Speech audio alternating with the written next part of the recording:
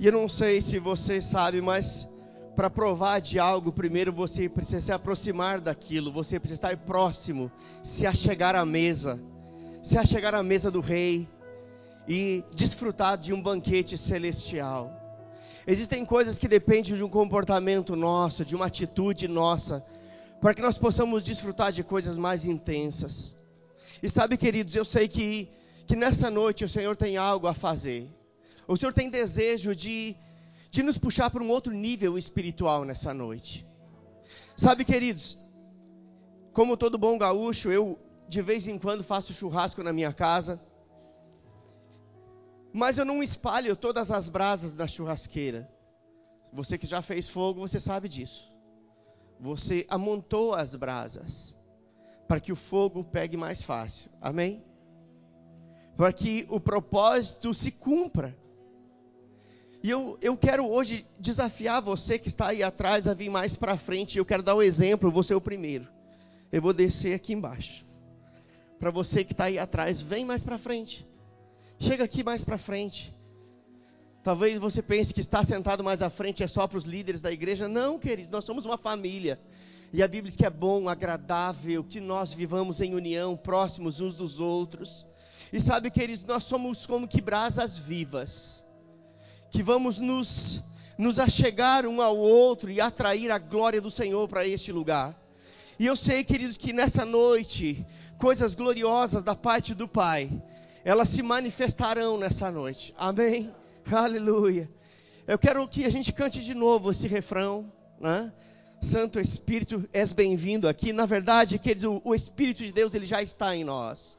Diga, o Espírito de Deus, ele está em mim. Mas quando nós unimos as nossas brasas, então a probabilidade de haver um grande fogo. Amém? Nunca tente compreender com a razão coisas que você não vai conseguir compreender com a razão.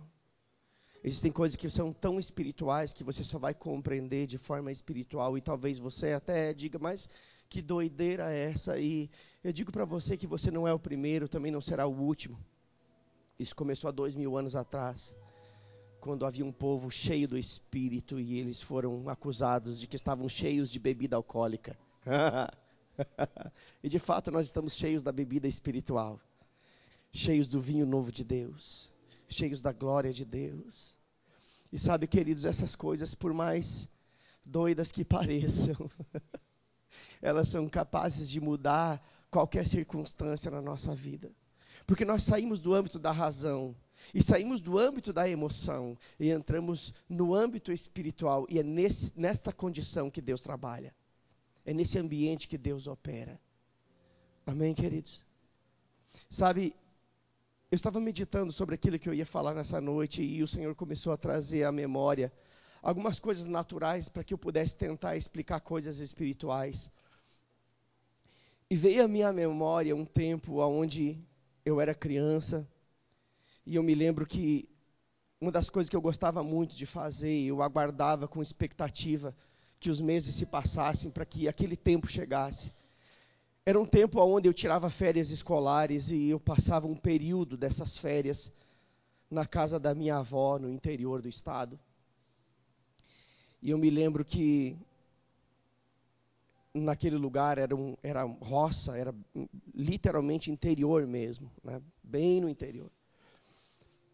E eu me lembro que todos os meus tios, eles ainda estavam em casa naquela época, alguns casados, outros ainda não, mas todos moravam naquele contexto. E eu me lembro que eles saíam muito cedo para trabalhar, e todos eles trabalhando na roça, mas no finalzinho do dia, eles retornavam e eles dividiam algumas tarefas que eram necessárias fazer antes de eles entrarem em casa. E eu me lembro que eram vários tios e tias, e uns iam tratar os porcos, outros iam tirar leite das vacas, outros iam rachar a lenha para o fogão a lenha, porque naquela época não havia fogão a gás.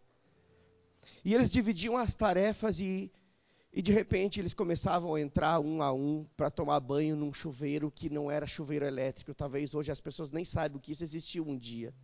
Era uma lata com um... Quem lembra disso?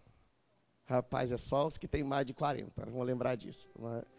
Você esquentava a chaleira de água quente no fogão e botava lá dentro daquela lata com água fria para dar uma mornada. E aí você tinha que tomar banho o tanto que tivesse água naquele latão. Você não podia ficar assim como a Júlia fica 1 hora embaixo do chuveiro. Era um período e você tinha que tomar banho, senão você ia ficar com espuma no corpo. E era assim. E entrava um a um, e iam repondo aquele latão, tomavam um banho. Né? E isso já era luxo, porque o banheiro era dentro de casa. E naquela época isso era luxo. Ter um banheiro dentro de casa era algo luxuoso demais. E eu me lembro então que, depois desse momento, todos se assentavam à volta da mesa. E uma família de italianos, eu sou de descendência italiana, tanto de pai quanto de mãe. E o jantar, na maioria das vezes, não era uma comida feita, era comida de italiano, polenta brestolada, queijo, salame, essas coisas, né? Pão caseiro. Era um café, mas muito mais forte, talvez, que uma janta normal de hoje em dia. E eu me lembro que todos se assentavam à volta daquela grande mesa. E aquilo era tão bom. Eu era criado numa cidade grande, né? Razoavelmente grande. Mas ir para o interior, para mim, era uma aventura aquilo. E ouvir as histórias que eles contavam. Então, passava aquele momento da janta e eles se reuniam em volta do fogão, a lenha, principalmente no inverno. E eu me lembro que muitas vezes eles colocavam um pinhão para sapecar em cima da chapa do fogão. E ficavam ali várias horas conversando até que começavam um a um se recolher para dormir.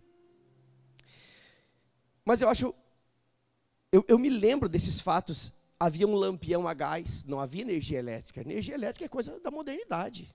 Era um lampião a gás e cada um que ia para o quarto pegava a sua pavio, era o nome. Com querosene e o Ariel sabe exatamente o que eu estou falando. Né? Veio desse contexto. Pegava o seu pavio, ia para o seu quarto e tinha pinico, gente, embaixo da cama. Era assim. Hoje o pessoal não sabe o que é isso. Eu me lembro dessas coisas. O colchão era de palha de milho. Rapaz, que delícia. Fazia um barulhinho. E fazia uma cosqueira. Né? Era horrível. Não era delícia, não.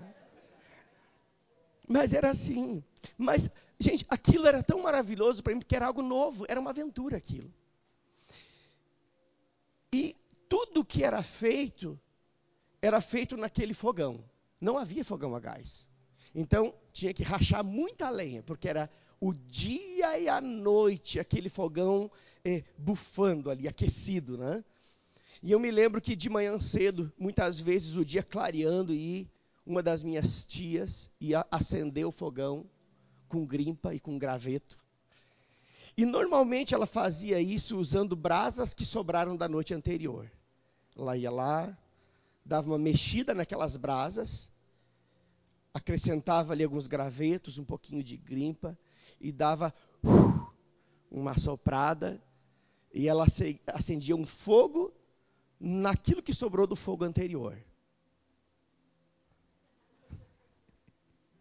Tem gente que está pegando já. Acendia um fogo novo, no que sobrou de um fogo anterior. E sabe, queridos, é interessante que aquele fogão, uma vez que ele era aquecido por dentro, ele cumpria o seu propósito de existência por fora, porque ninguém coloca uma panela dentro do fogão, coloca a panela em cima do fogão. O fogo está dentro. Mas o propósito era cumprido fora dele, ou seja, o fogo que estava dentro fazia com que ele cumprisse seu propósito por fora. E o Senhor começou a comunicar comigo a respeito das nossas vidas enquanto cristãos. É exatamente assim, se nós quisermos cumprir o nosso propósito de vida fora, todos nós temos expectativas. Nós nascemos por causa de um propósito. Você não é fruto do acaso. Você não veio a esse mundo simplesmente por causa de uma brincadeira de seu pai e de sua mãe. Não, a Bíblia diz que todos os seus dias foram contados e escritos estavam no livro. Ou seja, Deus planejou você. Agora, Você só vai cumprir o seu propósito se dentro de você houver o fogo de Deus. Porque é o fogo de dentro que vai fazer com que você cumpra seu propósito por fora. Amém, queridos? Mas sabe, pode ser que você esteja como aquele fogão a lenha da minha avó, que de manhã havia poucas brasas e muita cinza. E eu confesso para você que muitas vezes eu me vi assim. Eu confesso para você que ainda enquanto pastor eu já me vi assim. Ainda enquanto líder de uma igreja, houve momentos que eu já me vi assim. Muita cinza, pouca brasa e nenhum fogo. E eu percebi que o propósito o propósito pelo qual o Senhor me criou, ele já não era mais cumprido com tanta excelência ou com tanta efetividade. As coisas eram mais morosas, mais pesadas e nem sempre eu conseguia atingir o alvo. Mas é porque algo faltava dentro de mim. E eu entendi que em alguns momentos o meu coração, nele só havia cinzas, um pouco de brasa. E era necessário uma mudança de comportamento. Era necessário que algo acontecesse dentro de mim primeiro, para que depois algo fora de mim pudesse ser afetado com isso. E sabe, queridos, isso é uma realidade que serve para cada um de nós. Nós somos diferentes, mas na nossa essência nós somos iguais. Fomos feitos com um propósito bem definido, fomos feitos à natureza de Deus, e existe um combustível que te move, e esse combustível não é natural, esse combustível é espiritual. Sabe, queridos, muitas vezes as coisas se tornam lentas porque falta combustível.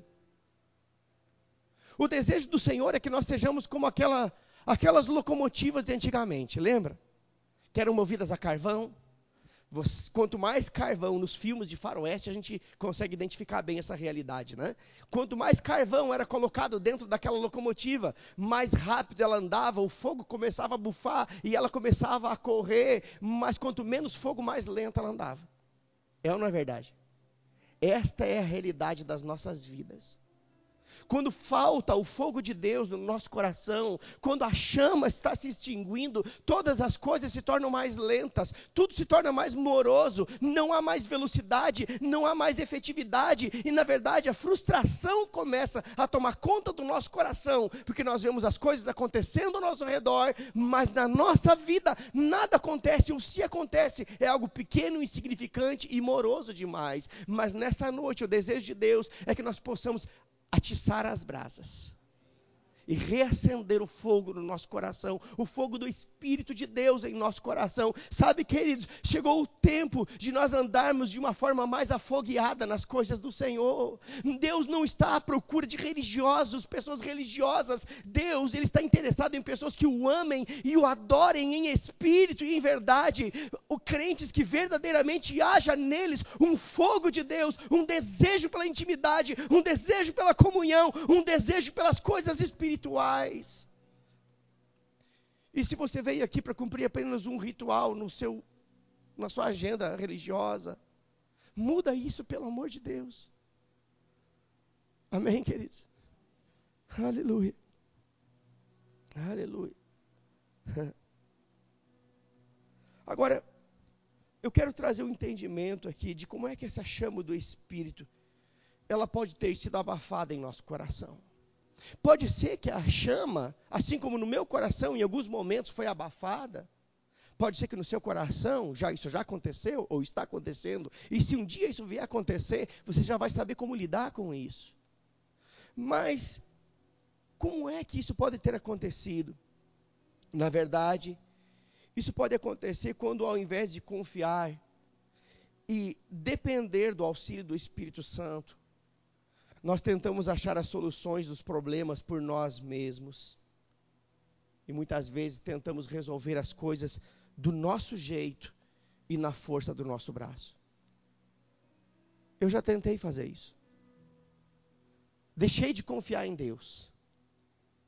Pastor, mas você deixou de confiar? Você é pastor, eu sou gente, igual a você. E se eu não vigiar, eu posso ter a chama do Espírito abafada no meu coração. A responsabilidade que está sobre mim é maior. Mas isso não me torna imune a esse tipo de sentimento. Mas se eu estou trazendo essa palavra que eu creio e tenho convicção que é inspirada por Deus, é porque todos nós como igreja precisamos ouvir essas verdades. Então, uma das maneiras de abafar o fogo do Espírito no nosso coração é deixar de confiar em Deus. É nos estribar no nosso próprio entendimento. É tentar agir na força do nosso braço. É tentar resolver as coisas do nosso jeito. Quando nós estamos fazendo isso, nós estamos desconsiderando o ajudador, desconsiderando o auxílio do Espírito Santo. E lá em Provérbios 3:5 diz o seguinte, eu vou ler para você. Diz assim: confia no Senhor de todo o teu coração e não te estribes ou não te apoies no teu próprio entendimento. Aqui está falando de confiar no Senhor de todo o coração. Marina muito bem leu esse versículo logo no início aqui. Olha que interessante. O que é confiar de todo o coração? É não ter áreas da sua vida em que você não confia no Senhor.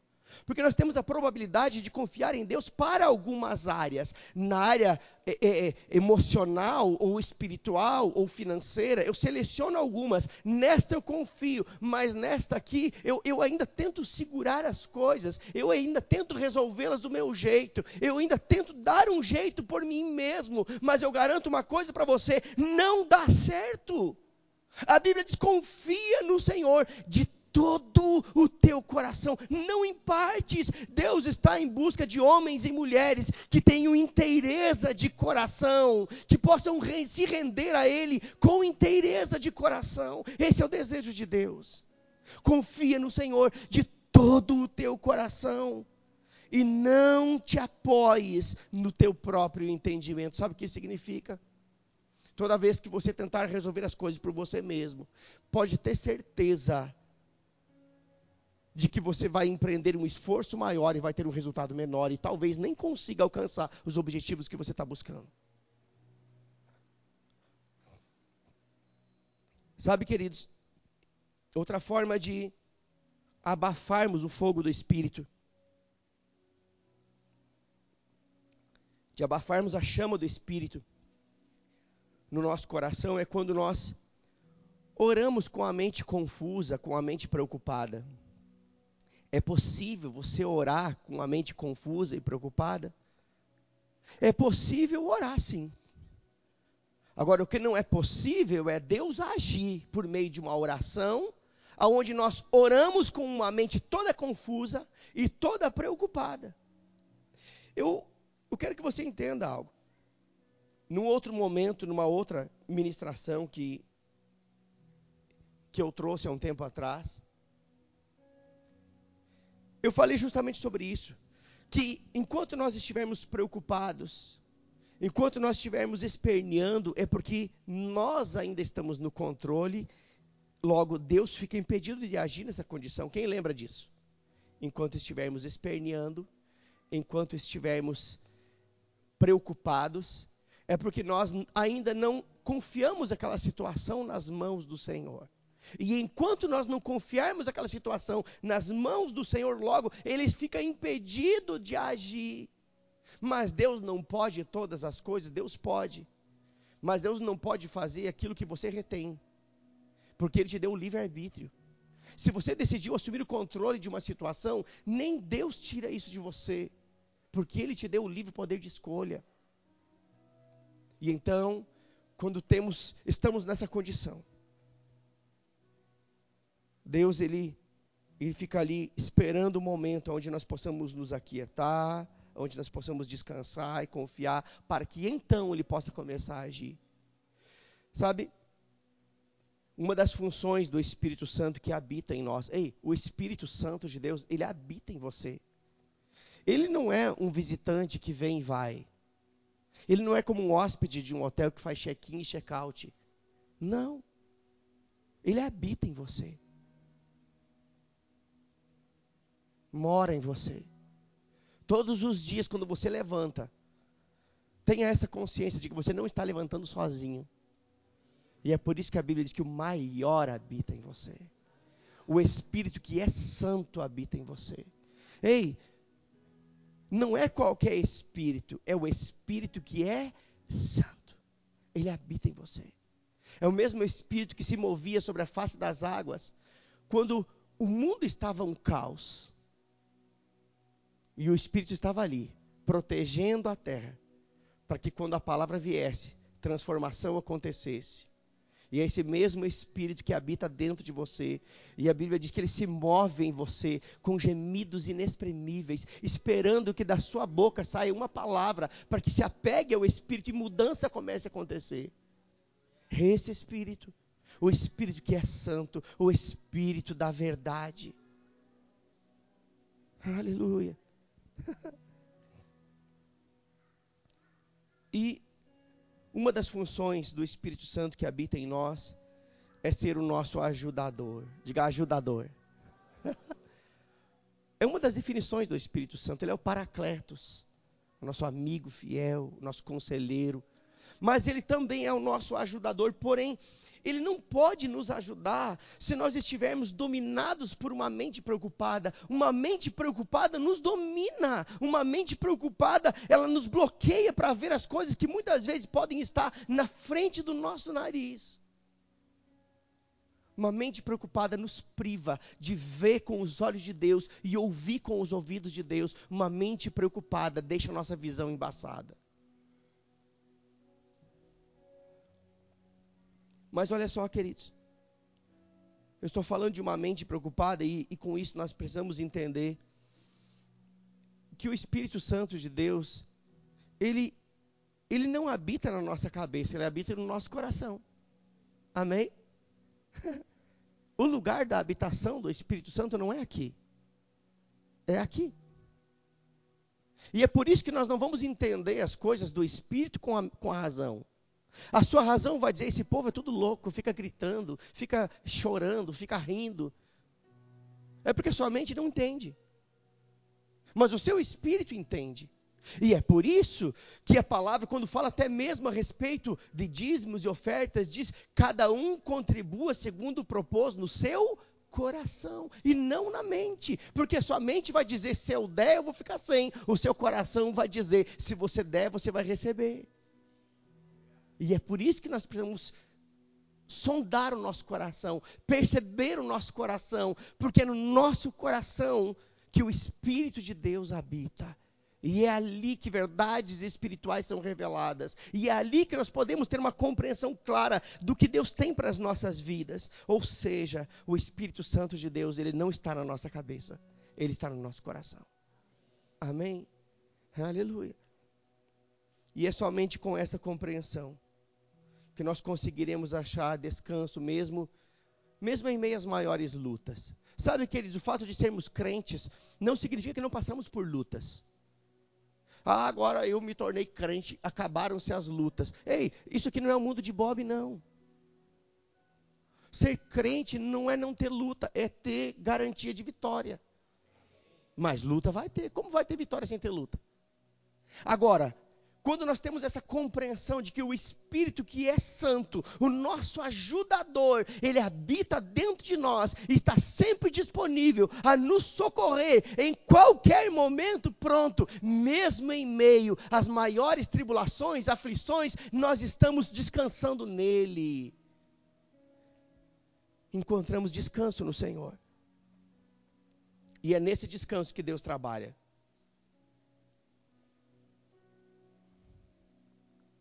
Deus trabalha num ambiente de descanso. Quando eu falo descanso, eu não estou falando de descanso de ficar de pata para o ar. Você entendeu o que eu quis dizer? Um ambiente de descanso quer dizer descansar em plena confiança no Senhor. E é por isso que Salmo 46:10 diz isso.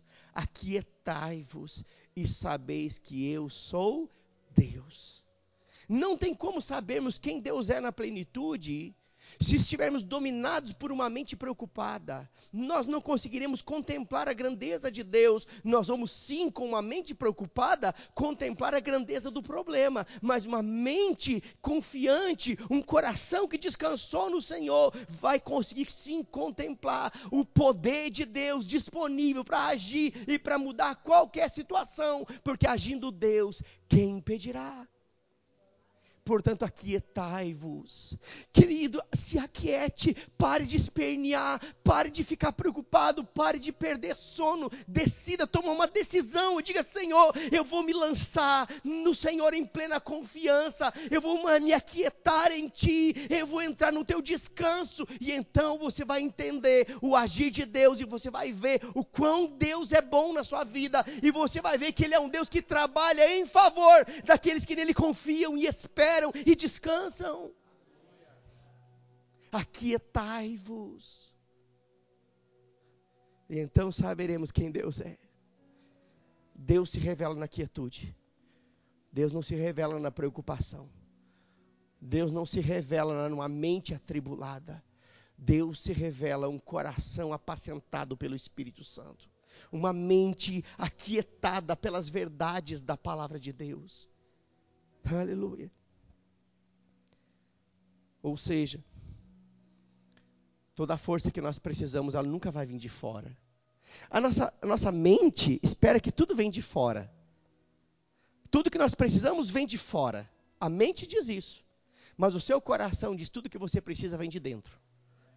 Porque Deus está dentro.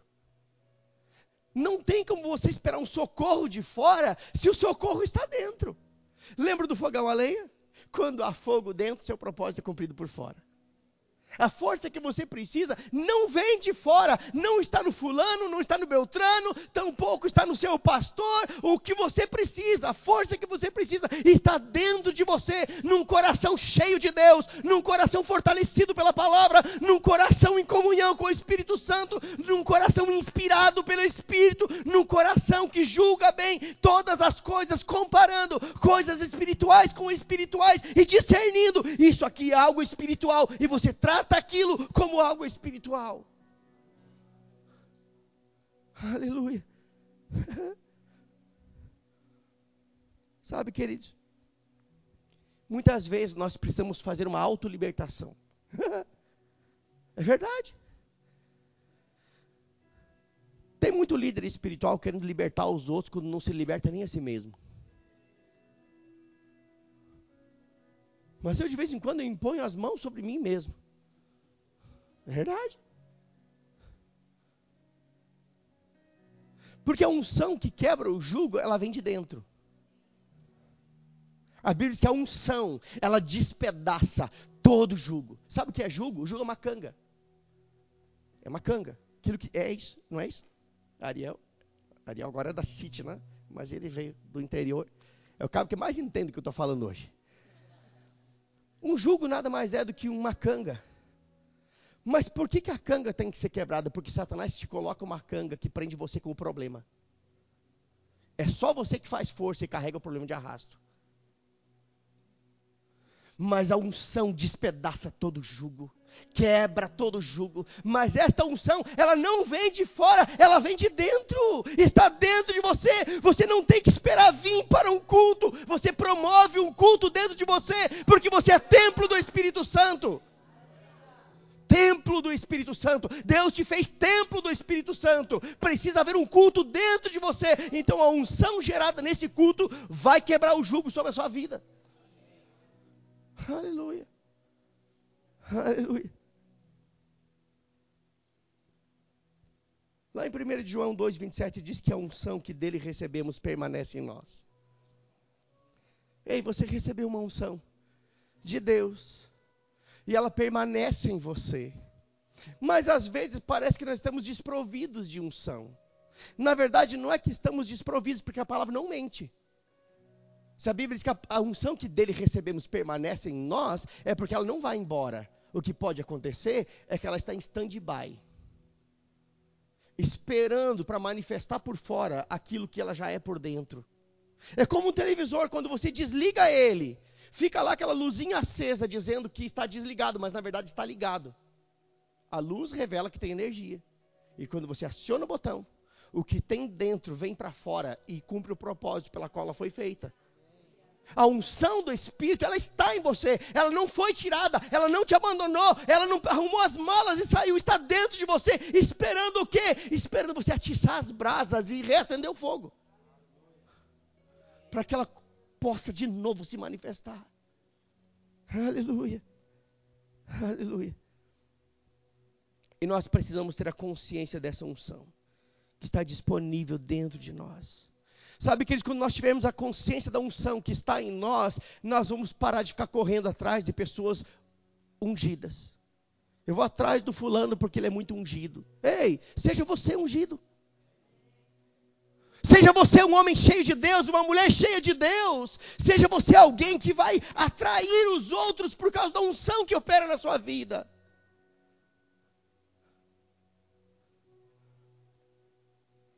Sabe, queridos,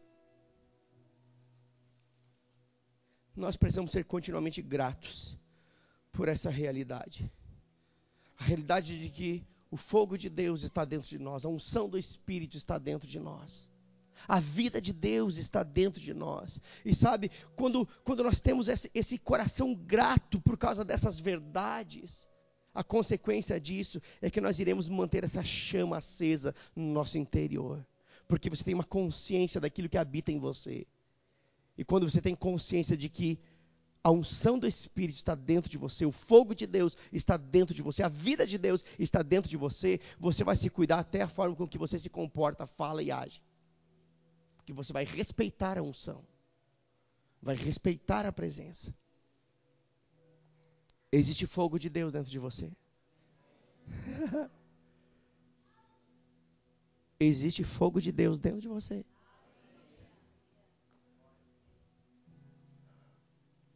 Nunca se ache tão apagado. Talvez tudo que precisa é dar um assoprão. E as cinzas vão sair. E você vai ver que lá dentro ainda tem chama. O fogo nada mais é do que uma figura do Espírito Santo. São várias figuras de linguagem que definem o Espírito Santo. Pomba veio sobre Jesus no batismo. O rio de Deus, águas do interior, falam do Espírito Santo. Mas o fogo também fala acerca da pessoa do Espírito Santo. E na verdade, esse fogo já nos foi dado. E quando nós olhamos lá para Atos capítulo 2, traz essa simbologia, diz que na descida do Espírito Santo, por ocasião do Pentecostes, foram vistas como que línguas repartidas, línguas de fogo que vieram sobre cada um daqueles que ali estavam orando. Ou seja, houve uma manifestação pessoal na vida de cada um. O que isso significa? Significa que o jeito que o Espírito Santo se manifesta na vida do seu irmão não necessariamente tem que ser igual ao que se manifesta na sua vida. Porque Deus respeita a particularidade de cada um. Alguns são mais expressivos, correm, pulam, saltam. Outros são mais introspectivos, choram, se ajoelham, se prostram. Mas isso não quer dizer que um é mais espiritual, o outro é menos espiritual. Quer dizer que Deus respeita o seu jeito. O Espírito Santo é cavalheiro. Amém? Aleluia. Então o Espírito Santo veio sobre aqueles que ali estavam orando em forma de fogo. E sabe, queridos, se isso já aconteceu, a nossa parte é despertar esse fogo do Espírito no nosso coração. Eu estou disposto a viver essa realidade.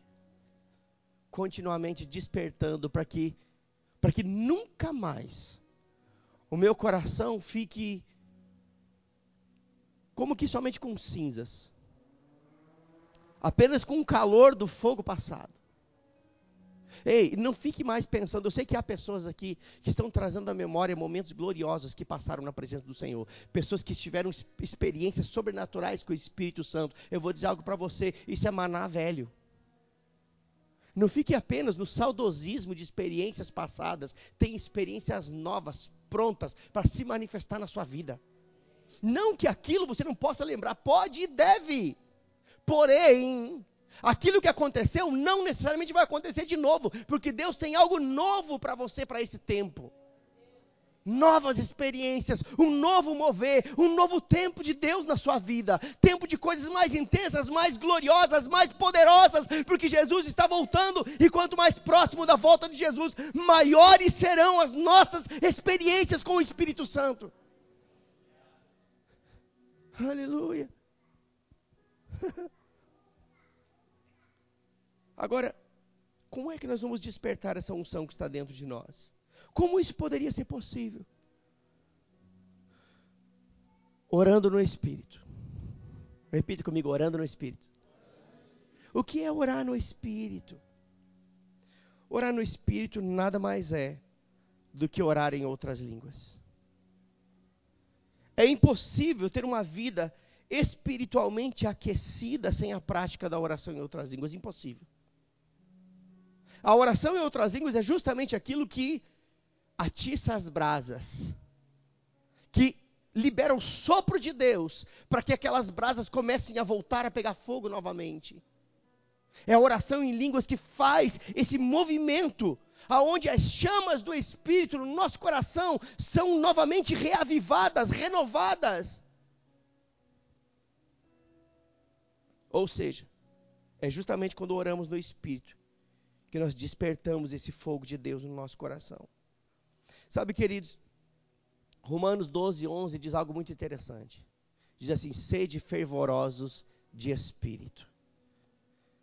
É uma orientação. O apóstolo Paulo, escrevendo aos irmãos da igreja de Roma, ele diz, ei, não sejam mornos, porque os mornos serão vomitados. Sede fervorosos de espírito. Numa outra versão diz, conserve a chama espiritual. Eu me lembro, nessa mesma época, nós também tínhamos fogão a lenha na nossa casa. E muitas vezes a minha mãe saía para resolver algumas coisas, ia estender roupa, ia fazer alguma coisa lá fora, sei lá. E eu ainda pequeno, e ela dizia, Silvinho, cuida do fogo. O que era isso? Era não deixar o fogo morrer. Eu tinha a responsabilidade de, vez por outra, abrir a porta do fogão e ver se precisava botar mais lenha ou se dava para segurar mais um pouco. Sabe, queridos, há momentos que eu e você precisamos fazer isso. Abrir a porta do nosso coração e dar uma olhada lá dentro e perceber se tem que botar mais um pau de lenha espiritual ou não. Amém, queridos? Precisamos cuidar do fogo. Precisamos manter a chama espiritual acesa. Ou seja, Deus nos deu o fogo, Deus nos deu a unção do Espírito, mas cabe a nós manter essa chama acesa. É nossa responsabilidade manter essa chama acesa. Abra sua Bíblia aí em João. Você não abriu sua Bíblia ainda não, né? Pois abra aí. Pelo menos para você dizer que saiu do culto lendo a Bíblia. Eu citei Bíblia até agora, gente.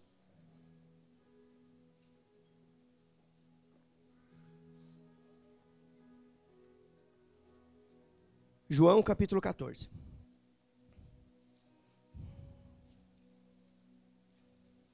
Jesus aqui está quase se despedindo dos seus discípulos, está num tom de despedida, já sabendo que a morte de cruz o aguardava. Mas ele já está deixando as coisas organizadas aqui, instruindo eles daquilo que haveria de acontecer. Então, no versículo 16 do capítulo 14, João capítulo 14, versículo 16 e 17, diz assim, e eu rogarei ao Pai, e Ele vos dará outro ajudador, para que fique convosco para sempre, a saber, o Espírito da verdade, o qual o mundo não pode receber, porque não o vê, nem o conhece. Mas vós o conheceis, porque ele habita convosco e estará em vós. O que Jesus estava dizendo aqui? Que o Espírito da verdade habitava com eles na pessoa de Jesus Cristo. Mas ele estava indo para o Pai. E ele rogou ao Pai, rogaria ao Pai, para que o Consolador viesse, o ajudador viesse. E esse ajudador, o Espírito Santo, estaria em vós, dentro deles. Em é dentro, ou seja, até aquele momento, Eles dependiam da presença de Jesus. Se Jesus não estivesse perto, logo o Espírito Santo que estava em Jesus não estava perto. Mas agora é diferente. Nós estamos numa nova aliança, firmada em melhores promessas. E então o Espírito da verdade que Jesus rogou foi enviado pelo Pai e habita dentro de nós. E é o nosso ajudador em todo o tempo. É o nosso ajudador. Ele não tira férias, ele não descansa, ele está sempre disponível. E nós podemos contar com ele sempre. Aleluia. Isso já aconteceu. Jesus falava de coisas futuras aqui. Eles não sabiam ainda exatamente com clareza aquilo que Jesus estava falando, mas logo na sequência eles desfrutaram disso. Vá comigo para Atos aí. Atos capítulo 2.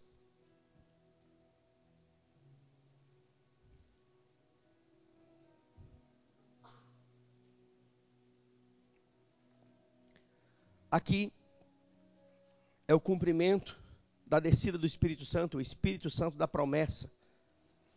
E na verdade, a descida do Espírito Santo não é o Pentecostes. Pentecostes era uma festa que acontecia comumente naquela região. E o Espírito Santo, ele desceu. Jesus rogou ao Pai, o Pai enviou, mas o Espírito de fato desceu por ocasião de uma festa que estava acontecendo. E essa festa tinha o nome de Festa de Pentecostes. Então aqui diz o seguinte: ao cumprir-se o dia de Pentecostes, estavam todos reunidos no mesmo lugar. E de repente, diga de repente. Ei, de repente a sua sorte pode mudar. De repente, aquilo que você esperou tanto tempo pode acontecer. De repente, coisas improváveis se tornam prováveis. De repente, o impossível se torna possível, porque você está no lugar certo. Esse povo estava reunido num lugar. Que lugar era esse? É o lugar que Jesus disse: não se afastem de Jerusalém, mas esperem a promessa do meu Pai. Esperem, porque o Espírito Santo virá. Eles estavam no lugar certo, fazendo a coisa certa, e o de repente aconteceu. Não espere o de repente de Deus acontecer quando você não está no lugar certo e fazendo a coisa certa. Aqui diz: e de repente veio do céu um ruído, um som, como que de um vento impetuoso, uma outra figura do Espírito Santo, vento, e encheu toda a casa onde estavam assentados. E lhes apareceram umas línguas como que de fogo, é uma figura, que se distribuíam sobre cada um deles, e sobre cada um deles pousou uma. E todos, diga todos, todos ficaram cheios do Espírito Santo. E o que aconteceu? Começaram a falar em outras línguas, conforme o Espírito Santo lhes concedia que falassem. Que experiência sobrenatural. Agora, Pedro estava aqui, presente nesse momento da descida do Espírito Santo. E ele, juntamente com os outros, também recebeu o dom do Espírito. E agora, esse Pedro que negou a Jesus, esse Pedro que cortou a orelha do servo do sumo sacerdote, esse Pedro que queria fazer fogo descer do céu, esse Pedro agora teve uma mudança. Por quê? Porque o Espírito Santo veio para dentro dele. E então, ele, impulsionado por essa chama interior, agora, sabe o que aconteceu? A descida do Espírito Santo fez assim, botou o tição dentro dele. Botou o tição de fogo dentro dele. E agora ele, impulsionado por esse fogo interior, ele se levanta com ousadia e ele começa a pregar. E o fogo que estava dentro de Pedro fez com que o propósito na vida dele se cumprisse. Antes disso, Pedro todo atrapalhado, falava e não cumpria. Parece uns crentes que a gente conhece que falam e não cumpre. Mas agora é diferente. Uma experiência sobrenatural aconteceu. E então, ele começa a pregar na ousadia do Espírito Santo. E logo mais à frente, no versículo 38. Você está em Atos capítulo 2? Tá, né? Não? Sim? Tá ou não tá? Vá para o versículo 38. Olha que cabra arrochado que ele estava agora. Porque dentro dele havia um fogo de Deus. E então ele se levanta na ousadia do Espírito e diz o seguinte: arrependei-vos e cada um de vós seja batizado em nome de Jesus Cristo para a remissão dos vossos pecados e recebereis o dom do Espírito Santo. olha só, se arrependa, seja batizado e receba o dom do Espírito. Aqui, queridos, não está falando necessariamente do batismo nas águas, porque o arrependimento, e quando nós entregamos a vida para Jesus, acontece o nosso primeiro batismo, que é o batismo no corpo de Cristo. Somos inseridos no corpo de Cristo, que é a igreja. E então, aqui diz, e recebereis o dom do Espírito. Digo, o dom do Espírito. Sabe o que é dom? Dom é um presente. Dom é um presente. E um presente, você não faz esforço para receber, você apenas o recebe. Você entendeu isso? Sabe o que é o Espírito Santo? É um presente. Imagina alguém vai te dar um presente. Me dá um presente aí, me dá um presente.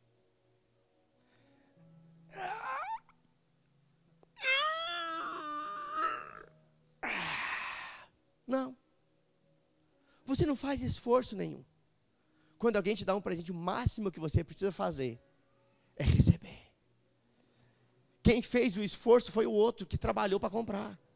Quem fez o esforço foi Jesus que pagou o preço na cruz. Tudo que eu e você precisamos é receber. Sem esforço, porque é um presente. E quem recebe um presente não faz esforço, ele só recebe. Mas a religião diz, não, você tem que subir no monte, você tem que fazer um jejum de 40 dias, você tem que pagar uma promessa, você tem que fazer um voto, deixa a barba crescer, corta o cabelo, não sei o que. Ei, para com isso. Tudo que você precisa fazer é crer.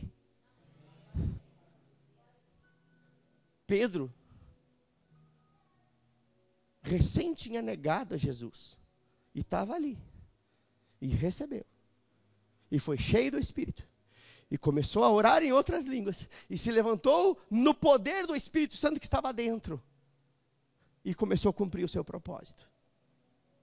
Agora, pode ser que um dia, alguns que estão aqui já receberam esse presente. Mas a chama, por alguma situação, foi se apagando aos poucos. Como o fogão da minha avó, que ficava a noite inteira sem lenha. Então esse é o momento onde nós, todos juntos, podemos atiçar as brasas e reacender o fogo novamente. Amém? Eu queria que você ficasse de pé nesse momento. Aleluia. A equipe de música pode ficar aqui? Pode. Só Josias, fica aí, Josias. É porque eu não quero que vocês fiquem privados de receber, de se mover. Tá bom? Nós vamos ter um momento glorioso aqui. Amém? Sabe, queridos, antes da gente começar a adorar e orar ao Senhor, eu quero dizer para você aquilo que Paulo disse a Timóteo. Paulo disse a Timóteo o seguinte, lá em 2 Timóteo 1,6. Apenas ouça, diz assim: por esta razão, pois te admoesto que reavives o dom de Deus que há em ti, pela imposição das minhas mãos. Aqui não está falando de dons espirituais, no sentido dos dons, o dom da profecia, o dom de cura. Não. Aqui está falando do dom do Espírito. Aqui não está falando de dons espirituais, está falando do dom do Espírito. E nós aprendemos que o Espírito Santo é um dom, é um presente. E aqui está muito claro, por essa razão eu te admoesto que reavives o dom de Deus que há em ti, pela imposição das minhas mãos. A palavra reavives aqui, ela é definida como reacender o fogo. Eu fui estudar isso. Reavivar é reacender o fogo. Reavivar é colocar mais lenha. Reavivar é promover o aumento dessa chama espiritual no coração. E sabe, queridos, a imposição de mãos é um dos meios pelo qual o dom do Espírito, ele é compartilhado, ele é ativado, ele é reavivado, ele é reacendido. E esse é o momento onde nós vamos fazer isso. Amém? Talvez você até já foi batizado com o Espírito Santo, mas precisa um upgrade. Precisa desfrutar de uma intensidade maior. E talvez você ainda não é e precisa Entendeu que você pode receber isso, que já te foi dado, é um presente, e você quer pegar esse presente hoje. Então, enquanto aqui Josias vai estar cantando, tocando um teclado, eu queria promover esse momento, onde todos nós juntos vamos atiçar o fogo do Espírito. Amém? Vamos reacender a chama.